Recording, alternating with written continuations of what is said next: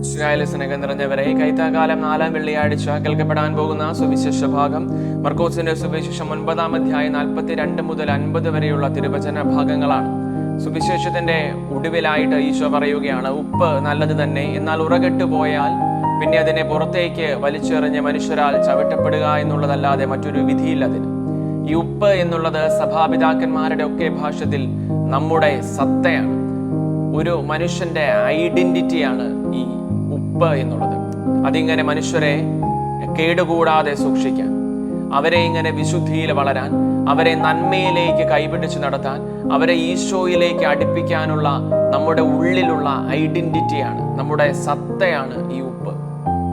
മറ്റു മനുഷ്യരെ പാപത്തിലേക്ക് നമ്മുടെ വാക്കുകളിലൂടെയും പ്രവൃത്തികളിലൂടെയും ഒക്കെ നമ്മൾ നയിക്കുമ്പോൾ നമ്മുടെ ഉള്ളിൽ നിന്നും ഈ സത്ത നഷ്ടപ്പെടുകയാണ്. ഈ ഐഡന്റിറ്റി നഷ്ടപ്പെടാതെ സൂക്ഷിക്കുക എന്നുള്ളത് ഏറ്റവും പ്രധാനപ്പെട്ട ഒരു കാര്യമായി നമ്മൾ എടുക്കേണ്ടിയിരിക്കുന്നു. ഈശോ നമ്മെ സമൃദ്ധമായി അനുഗ്രഹിക്കട്ടെ.